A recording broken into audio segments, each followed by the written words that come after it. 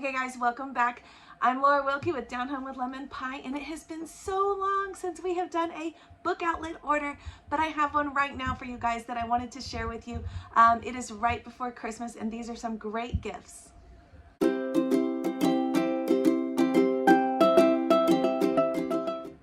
Alright guys, so this whole book outlet order is actually not coming to my house. I ordered this whole box just for our nephews, and they live farther away, so instead of it coming to our house, we went ahead and had it shipped to their house.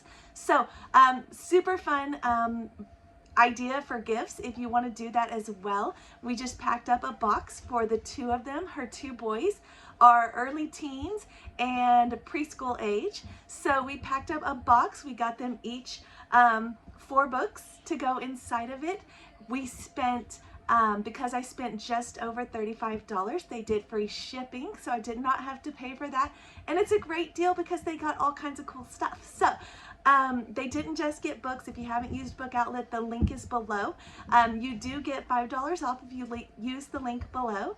And like I said, if you spend $35, not $25, $35, you do get free shipping. So it's a great deal. Like I said, they have other things. They have activity sets. They have puzzles, they have all kinds of cool stuff, crafts things, all neat things. So if you're not looking for just books, there are other ideas. And that is what I did for the little one in this order.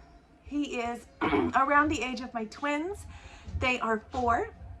So I picked him up 4 books that I knew they would love, so I know that he will probably love them as well. And the first one is one we actually do have, and it is Make Teddy Better. And Make Teddy Better is so stinking cute, guys. It has 5 scenes or 5 pictures within the book that each page is something that Teddy needs, and it's all related to him being sick or injured. And the pages are felt, and then there's pieces that you can open up and take out and put on there to help Teddy get better. So we actually do own this. My twins love playing this. There's little band-aids you can put on his owies. There's his teddy bear that you can give him, or his medicine or whatever. And it's just like playing doctor, but in a book. So yay for that. Okay, the next one I got is Truck Maker. We have a book really similar to this, but not exactly like this, and it is super fun. The kids love this. So the pages are cut so that you can mix and match them, and it's 3-panel flip pages, and you can mix and match it to what the trucks look like. So my kiddos, like I said, they love this kind of thing where they can mix and match and make silly trucks all along. And we have the Richard Scarry version, but I saw this one and I figured it was really similar, and he's probably gonna love it just as much. All right guys, the next one we got is Color Me Farm, and this one has 14 pages for the you know, like the water wow, you've probably seen those. This is the same idea. You've got a water pen and you color with water the pages to make the color come alive, and then as the pages dry, the color disappears. Super fun, good for art kids, but not messy. So you know, yay for that. And but the kids love these. They can do them over and over and over. I will say you need to let the pages dry completely or they will start to warp, but for what we paid for it, it's a huge steal. All right guys, the last one I got for this little guy is Meet the Farm Puzzle Sticks, and this one looks so fun. Reading the description says it has 12 pages with puzzle sticks that are double-sided, and they make little puzzles on the pages to create the pictures. So I have not seen this one in person, but it sounds like it's going to be a great one. We may have to pick one up for our own little ones, but I'm really hoping that he finds a lot of joy out of this, and it's something that'll keep him busy while he's hanging out around the house or what have you in these winter months. All right, the last 4, so that was the first 4 for the little guy who is preschool age, early kindergarten age.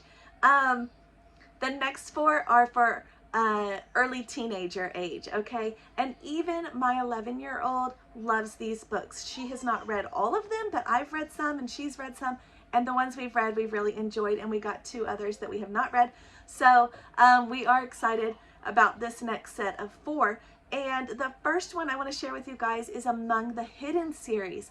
My daughter read the whole series. She's read 3 series, I think, by this author, and we just really love it. This one is her very favorite. She's read this exact book about 6 times because anytime I take the little ones to story time at the library, it's the book she picks off the shelf and reads while we're there. So anyways, this is Among the Hidden. This is part of the Shadow Children series by Margaret Haddix, and this one in particular is super good, guys.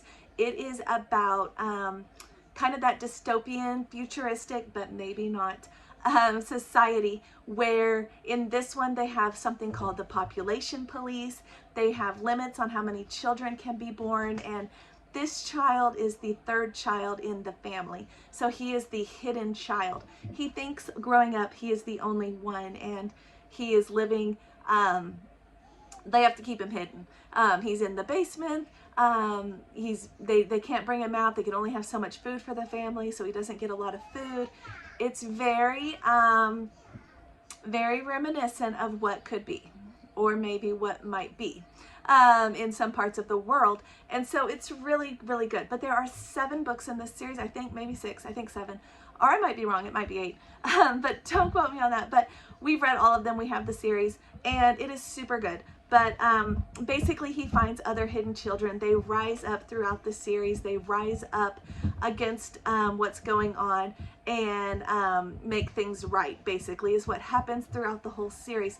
I think it's a great book for kids that are growing up right now, the things that they need to kind of know and maybe prepare themselves for, because I feel like, maybe I'm wrong, hopefully I'm wrong, but I feel like giving our kids these kinds of ideas and values now could be helpful for them in the future. We don't know what their futures hold, but if we look around us and we see where our world is going and what kinds of things are being promoted, it's not that far off if you really think about it. So we love this series. There's, like I said, several others by her. So we included this one in our box. All right, the next one is The Boy Who Harnessed the Wind. I did get this one and the next 2. I did get the Young Readers editions. I don't know if that was a good idea or not, but with my nephew being a younger teen, I thought that was probably the safest way to go, but these may be too young for him. I'm not sure. So, but I did want to point that out. I did do the Young Readers editions on all the next 3. And the first one is The Boy Who Harnessed the Wind. I have read this one myself when we studied Africa, and I thought it was really, really great. This is about a boy in Africa. You learn so much about the culture, the what they have or don't have in their lives, what their day-to-day lives look like, how different they are from ours, and how blessed we are to be where we are. But they do not have access to water readily, and he is having to work very hard. Everybody he knows is working very hard to get water, and he can't even afford to go to school where he lives. They have to pay, and it's a whole thing. So he ends up just going to the library, which is not a library like we are used to, where it is well stocked, but he has to go to the library, and it's just random dated books from being said that have been sent over from America. There are actual pictures inside of this book so you can actually see, but basically he teaches himself. He doesn't get to go to the school because they don't have the money for it, so he homeschools himself at the library, learns about electricity and wind energy, builds a device to collect the wind, turn it into energy, and to get water to their homes.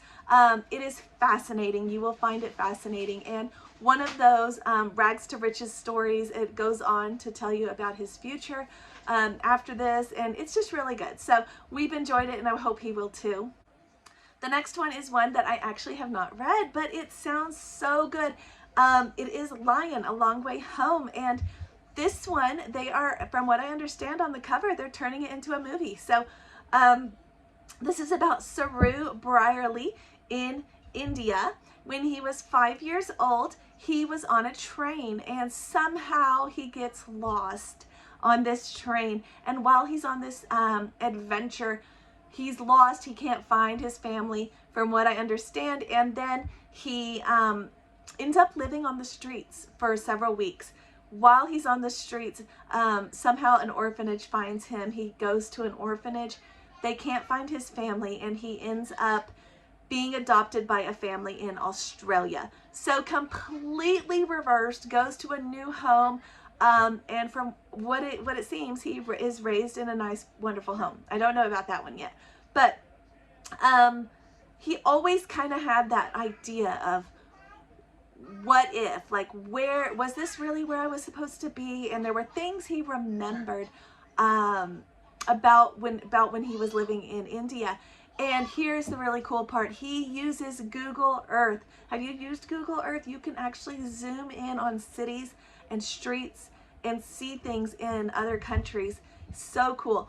So he uses Google Earth to basically walk the streets of India and find things that he recognizes, to find back to his original birth family, his biological family. And such a cool story. I'm hoping that I can read this as well. I need to add it to our own collection, but just from reading the description on the back, guys, it sounds like it's going to be a true heartwarming story. And I don't know, one of those ones that I don't know how all that worked out logistically with the family that adopted him and his original family. I don't know, but definitely one that I want to read. If you've read it, let me know what you thought about it. All right, guys, the last one is God's Hostage, the true story of persecution. And this one, I don't know if he's gonna think this is just like weird aunt and uncle sent me this weird book, but I'm hoping that he really enjoys it. But this is one about a missionary. I think he will enjoy it. We have gotten some missionary books from them that we have enjoyed, so I think that he'll enjoy that topic. But I love reading about missionaries and their stories. Just things that we don't even think about. Things that we, I'm reading another one right now, and it's talking about things like, we're so concerned about these little petty things, like what color eyes did Mary have, when there are some bigger issues going on in the world that other missionaries and people for Christ are actually having to endure. And, we go to church and our sermons are so, not all the time, but can be so flat, I guess, as far as their importance in Christ's kingdom. And there are people out there with their lives on the line. Their families' lives are on the line. Every single day, spreading the word of God, just like in the Bible, that is still going on. And it's so fascinating. So this story, the one that I'm reading right now is Torture for Christ by the man who made, by Richard Wurmbrand, who made Voices of Martyr. If you were not following that, that'll be a whole nother video. But this one is about Andrew Brunson and his wife and their refugees from Syria that they were trying to rescue. They are not refugees from Syria, but they were trying to rescue them. They went to Turkey and felt like God had called them to do all of this. And they were imprisoned and obviously not treated well. And just kind of their adventure through that. It became a world news story, how they were rescued and on and on. So it's just one of those stories that is like, here we are in America, we're so worried about these petty little things, and there's a bigger thing out there that is so much more important. So just kind of brings you back to that. I love those kind of stories. I hope my nephew will too, so we will see. But anyways, like I said, guys, that's the collection of books that we sent to our nephews. Like I said, we only had to pay $35, so then they sent it to them for free, and we could have done as much as whatever. I mean, they have tons of stuff. They have puzzles, they have craft things, little activity kits, they have flashcards, tons of stuff. So if you have not already purchased an order through Book Outlet, or you need a last minute gift idea and you maybe need it to be shipped there and you don't have time to do it, let them do it for you. I think that you still have time to place an order if you hurry and get it there before Christmas, but if it's a few days late, it's probably going to be okay too. All right, guys, thanks for watching. It has been a crazy week at our house with sick kiddos off and on all week long. So thanks for watching, guys, and I will see you guys next time.